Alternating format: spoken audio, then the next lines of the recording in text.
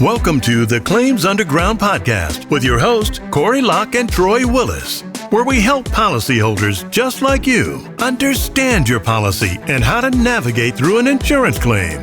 We advocate for homeowners as well as businesses when insurance companies won't pay. So if you're tired of getting the runaround and ready to find out what's really going on, then let's get down to business and learn from the insurance claims experts, Corey Locke and Troy Willis.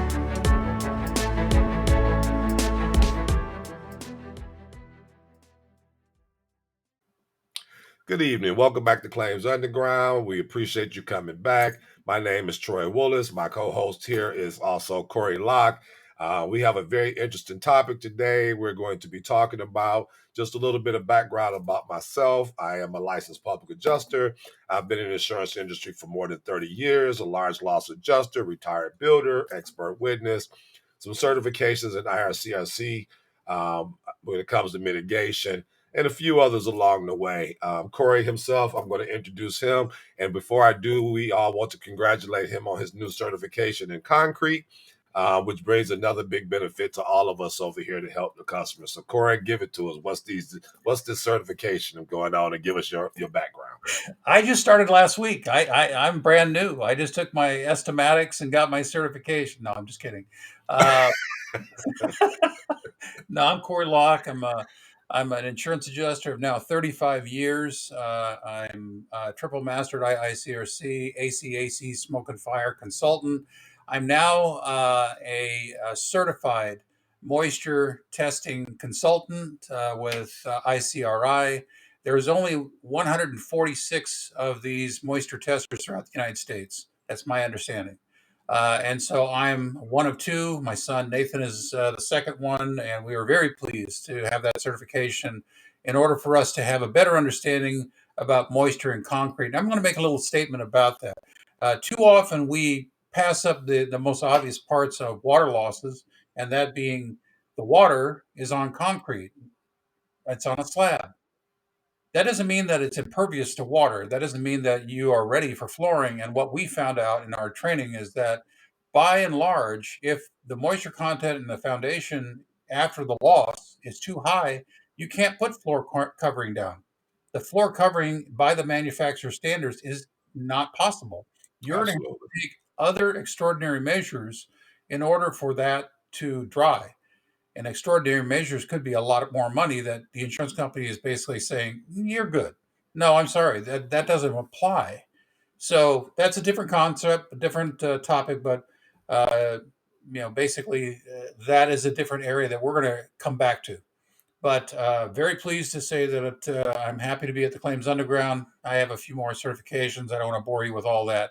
So tonight we are coming back, and we've been watching these floods, Troy. You and I have been watching these floods in California that we have taken an ocean of water in all of the foothills, in all of the lowlands. And, Troy and I live in the Central Valley of California, so we're basically in the bottom of a bowl. And water basically either runs over our embankments or just floods out people's houses. And just north of us up in Merced, they have taken a ton of water. Over in Gilroy, taken a ton of water. Mm-hmm. Over on the coast, God, the Aptos, we were watching the photos of the pier and the 35-foot waves that were crashing against homes. We were seeing that homes in Morro Bay, in Cambria, not Cambria, but Cayucas, and those coastal cities just got pounded. Now, what does that mean for our topic tonight of comprehensive insurance? I'm going to tell everyone that if you had a flooded car, you need to look to what your coverage is. And most of us don't pay attention to that. At least, sometimes we just start, moving along. Yeah, I got accident, 15, 30, and 10 is the basic insurance in California. But there's also glass coverage. There's also other coverages that apply, but the biggest one right now, collision is the one that everyone remembers. Do I have collision coverage, or am I basically screwed? Do I have medical payments? Mm-hmm. Those are all the add-ons, but the comprehensive coverage is the one that will give you coverage, more than likely, for flood. Theft. Vandalism. Exactly. Fire. Act of God. Just when you're speaking about the floods. Act of God. A natural disaster. Yeah. So the comprehensive coverage is a big, umbrella, covers it all. So when we're looking at the television and we're seeing our poor neighbors to the north of us that have water that comes up to their windows, their 18 wheelers, their vans, their cars, if you had a loan on your car, vehicle, whatever it is, more than likely you had comprehensive coverage. You need to go back and look at your policy to make sure that you had comprehensive coverage. And that comprehensive coverage may, in fact, give you that flood coverage. Another little fact is if you have a mobile home, this is one of those few things that's good for a mobile home. A mobile home more than likely will have not just fire coverage, not just wind and rain and everything else. They may have comprehensive coverage. And so a mobile home may, in fact, have comprehensive coverage for flood. This is something very, very, very unique to a mobile home and to policies applicable to mobile homes. So please look at your coverages applied to your automobiles, your trailers, your fifth wheels, potentially your boats. Hey, a boat floats, but guess what? This much water probably your boat probably sunk. And then also any other items that you may have had a loan for, cars, motorcycles, whatever. You may have had comprehensive coverage on that you have no clue about, especially a mobile home, that it may cover you for flood. Partially, fully, don't know. But this is something that's not being discussed. I mean, we watch for how long? All the claims that were mounting up in Florida, and we saw water for months Yep. submerging cars. I think the last thing that I read that there were 389,000 cars that were totaled out during Hurricane Ian. Well, if you had just collision coverage, you're out of luck. If you have comprehensive coverage, you likely had coverage for the flood. So it's one thing that you are sad about that you have a loss, but you need to like buckle up and start, contacting your agent, find out, what your policy was, what your coverage was, and start asking questions. So the last thing you need to do is start just assuming you have no coverage just because it's an automobile, it's a trailer, it's a motorcycle. I actually had some friends that hit me up at the market just the other night, and they said, "Oh, well, my daughter, she lives over on the coast, and her fifth wheel trailer floated away." The question becomes first, do they have a mortgage, a loan on it? Well, yes, they do. Do they have insurance? I think they do. Well, they may have comprehensive coverage for that trailer that floated away. And they go, "Oh, I didn't even realize that." Okay, we all don't operate on the level that you and I, Troy, every day are in this conversation. But most people either are very stunned by the event and start processing what they have. They figure, "Oh, I got to clean it up. I'll make do. I'll clean up. I'll put myself forward and wait for maybe I'll get some federal assistance, maybe some emergency services." You might have a lot of coverage that you just don't realize. And um, so pay attention, guys. You might have something out there that'll brighten your day. Speaking about those particular things that's covered, and kind of going back to those items, and I know you mentioned that flooding because again, we've having this going on from Florida all the way to California. We all just got hit real heavy for the last 30 days on flooding all over these areas, and we watched, like you say, many of these cars underwater, and carrier has denied more claims than they should have. Again, and people not knowing what their benefits are. Many times, especially when it comes to water, I've seen this for years, for decades, that a customer can call in as soon as they say water, it triggers a possible denial instantly. It's like, they won't even come out to inspect. They'll just tell you, "Oh, that's denied," not really knowing because the customer didn't know better on how to give what happened. They're not a contractor. They're not an inspector. They just say, "Hey, I got water coming up through my house," and they don't realize they said the wrong thing because they always surface water. I mean, they just go to everything and look for a denial versus looking to see if you have coverage. And I think it's important that, especially when we're talking about the comp collision for cars, especially in like mobile homes and so forth, other factors that we all deal with every day, like theft and vandalism, and fire, how they fall into that realm as well. And I guess for me, like one of the big things we've seen happen over last year was a lot of riots that was going on around the country, and people cars was getting destroyed, and that falls under comprehensive. It's something that wasn't part of a collision, basically. You know what I mean? So a lot of things are covered where people don't think they covered, like you said. The stranger when damaged by animals to your vehicle. You know what I mean? Whereas if you driving and you hit an animal, really is you at fault because the animal wasn't there, normally. So you should see it in the road. So technically, you were the one at fault hitting the animal, even though it jumped out in front of you. But it don't Right. follow the collision. You know what I mean? It's just the crazy way things are put together with it to have people confused on, how do we know if it's covered?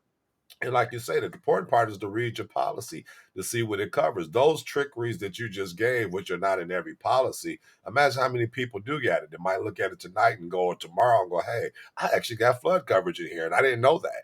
You know what I mean? And even from my area, we had homes, as you seen underwater at least 2-3 feet. That water got to go somewhere, and that's got into electrical system underneath the car, and all Right. kind of things going on like that. I lost a car in the store. We lost 2 vehicles in the store, actually, back in Michigan, when there was a major flood. It was the biggest flood in 90 years, and we lost a car, both cars, actually, one through electrical and one just totally washed the engine out completely. So, but we had full coverage on both vehicles, but it fell up under, comprehensive. So, I think that's important. I think what's important as well is that people understand what comprehensive doesn't cover as well. They need to understand that, there's no damage from collision from another vehicle versus them thinking that, hey, I can get this and it's cheap. It's inexpensive because comprehensive is our most inexpensive part of the auto policy versus the collision. That's always the highest. It drives Right. up the cost.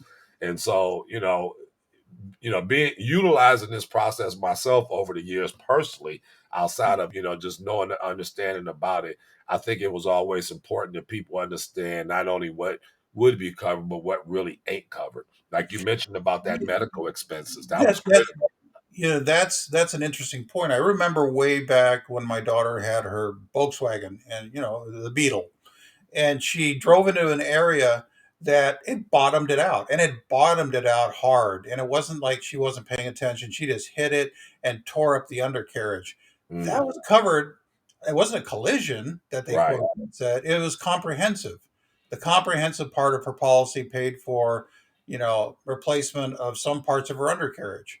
So that it's critical that you all go out and look at your policies again. Now, that the one thing that we keep seeing, Troy, is that professional, I'm not sure, professionals, insurance professionals that are sitting desks right now, they don't read policies. So That's fact. you're gonna present a claim and make sure you feel confident that you've read the policy, because your agent's not the person to tell you what's in the policy, because that's not their job. They're a salesperson, that they do their job, and they give you the policy and you read the policy and you say, well, goodness, this says that all sorts of things are covered under comprehensive. Now you present the claim, you reported it, whether you reported to the agent or reported to the intake person. I want you to take these words to advice. I want you to heed what I'm saying to you. Do not, do not, do not trust the person that's the intake person talking to you, the insurance company, that they know anything about your policy. They will not. If you ask No, them, have you read my policy? They'll say no. But we don't think you have coverage. You really want to present this claim and have it go on your record? They're there to deflect they and say that. dismiss your claim. The intake person is there to take information. As we've said before, your investigation happens when they're talking to the intake person. So first, the investigation's happening, and second, they're trying to dismiss your claim and get you to doubt that you want to present a claim, because it's going to cost you more. You might go up in coverage. We might drop you later. We have no way to know. Guess what? Those are all things that are used to make you fearful of the process. You don't need to be fearful. you're in the best. If you've done your due diligence and read the policy, you're 1,000% better than the person that you're talking to for that Absolutely. $18 an hour, clerical person. They're not. They're reading a flow sheet. They're reading questions. Oh, I'm so very sorry that you've had this incident. We'll try to help you along. It's all canned answers, guys. All canned answers. It's all written out by Mhm. psychologists to help you move you in or move you out of the process. So take the questions, be minimal about it, do not make up stories, don't get chatty about it, be very factual. I am John Doe, this is my street, this is my address, this is my email, this is what happened, and I want to present a claim. And then they're going to, no, more said is not necessary. Cooperation is the next part that's necessary. How do you see my thing? I can't drive it anymore. Oh, we'll have to tow it. Oh, you don't have tow coverage, not a problem, we'll have to move that along. Whatever it is, do not get emotional about it because it's a business to them. Do not start getting accusatory. Again, they'll label you as fussy, an Problem. extra person. Yeah, you're a problem. And they'll divert you off into the side street of which you'll never come out of. So you have to be your own best advocate by starting out by reading your own policy and understand what it says, because the next person you talk to will not know anything. And probably the next person after that is just another person that sits there reading from, cliff notes, flow chart, menu, whatever, bullet points. They will have never read your policy either. And then they're going to give it to an outside material damage adjuster, and that material damage adjuster will go and travel likely to the shop, house, wherever it's at, and they'll verify the VIN number and the license number. Take 4 photos from all positions, take an inside picture, take a picture of the mileage on it, and that's all they do. Then they ship it off to any number of pricing entities that they have relationships with, Mitchell being one, and they will price it out. So that's where you go off the rails, because the first person you talk to at the intake person won't know your policy. The second person who's managing the claim, the inside person who sends you documents or is your contact resource, they will never have read the policy. The third person that you're talking to, the material damage adjuster that looks at the vehicle, will never have read your policy. Then they send it out for analysis to a think tank They that, don't read the bottom. well, they don't know their policy. They're there to fight. You have 4 tires, you have a horn, you have a radio, and it has this much mileage. And now that we're into the, hey, now we've assessed your value as this, and you're going, I've been watching used car prices, and that doesn't even get me close, because where that Mitchell, I think it's Mitchell assessment, is that once you have a total loss from this, because it's a flood loss, your material damage adjuster will go out, verify the VIN, the license number, and most of what they can see for uh, the general condition of the vehicle. They'll note if you're missing a bumper or impact damage, which will affect. They'll note what they can see of the condition of the upholstery and any other aftermarket add-ons, like if you have a Apple, screen that you've added. So what they'll do is they'll send all that information. Again, that guy would likely, the material damage adjuster, has never read your policy, and they're going to send it off to another company called Mitchell.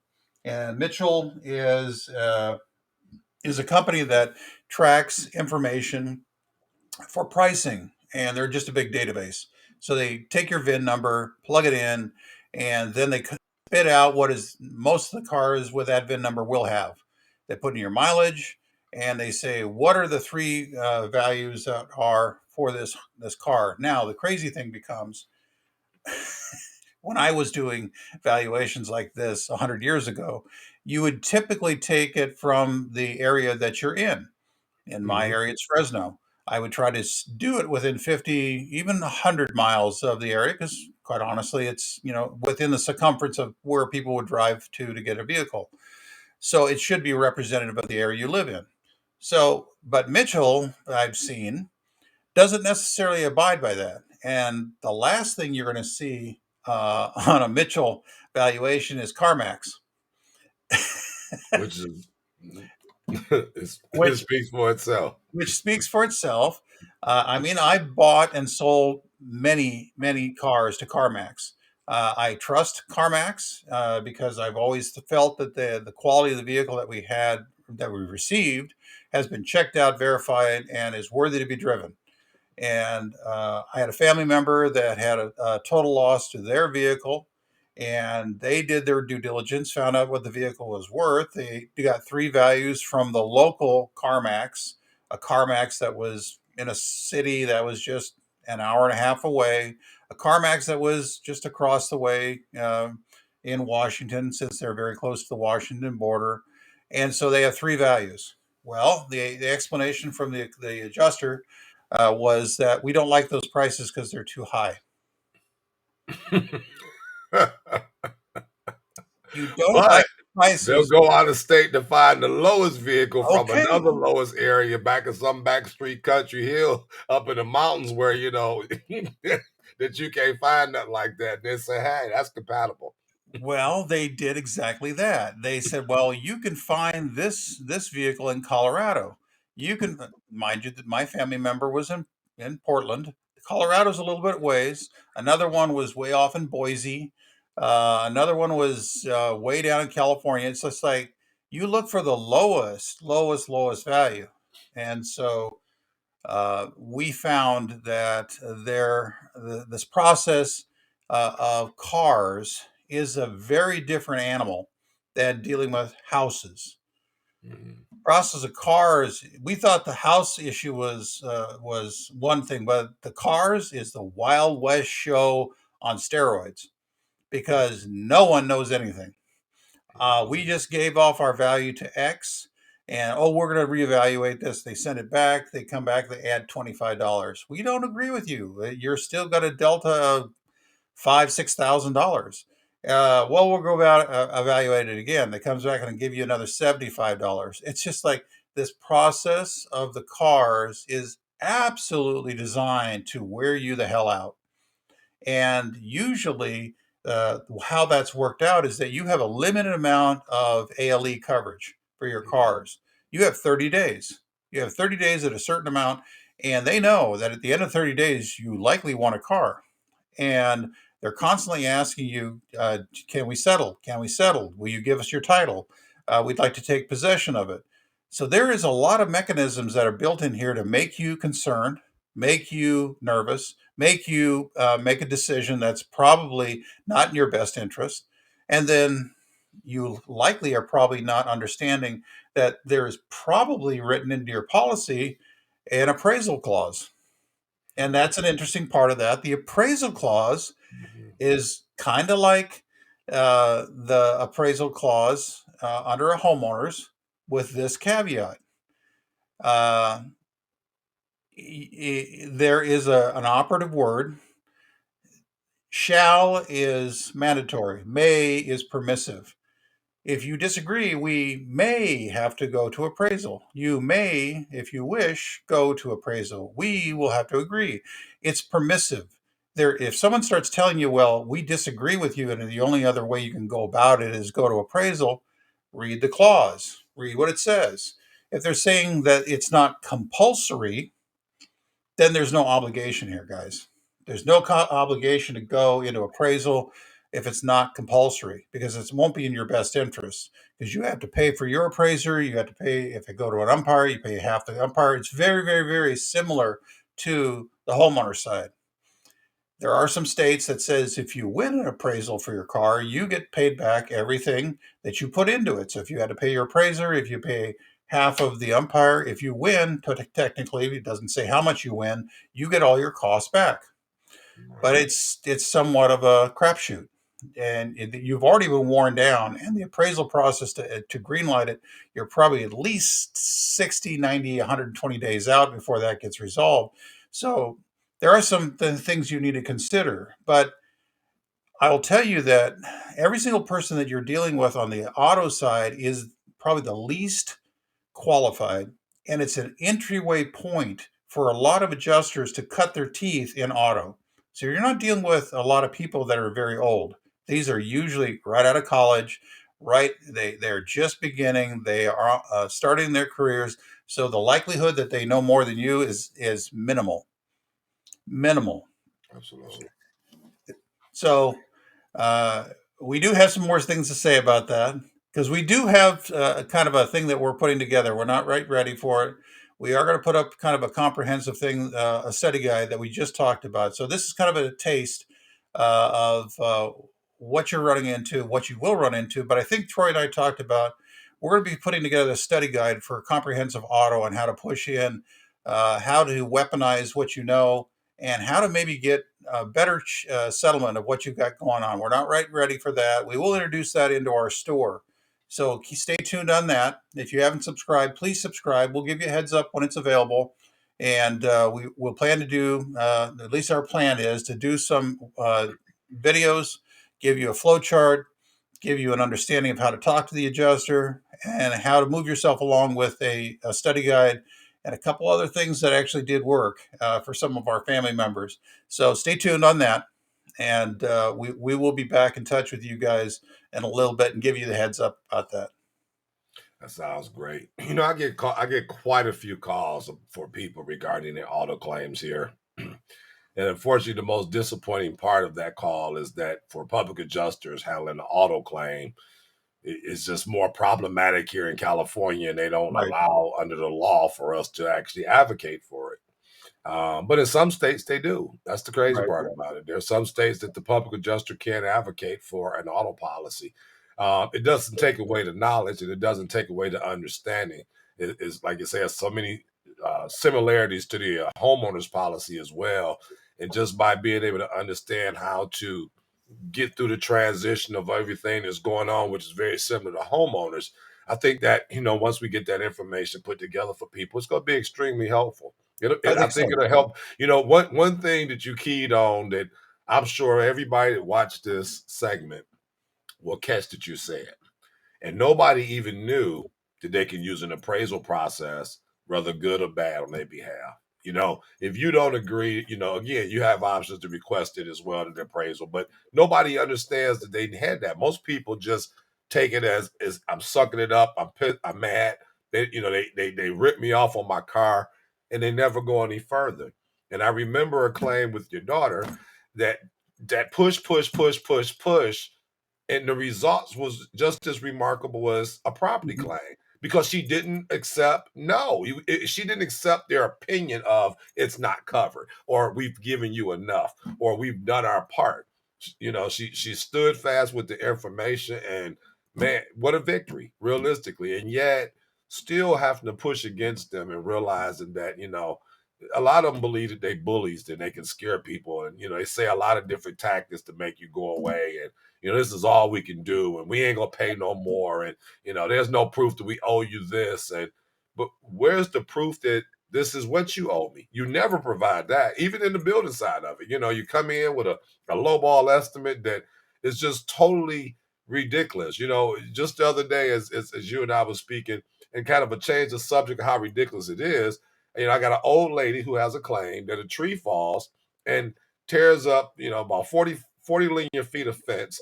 It rips up the irrigation sprinkler system outside. And this tree is about 50, 60 years old, and it's about 40, 50 feet tall. It fell on the neighbor's house, causing massive damage, and debris is everywhere.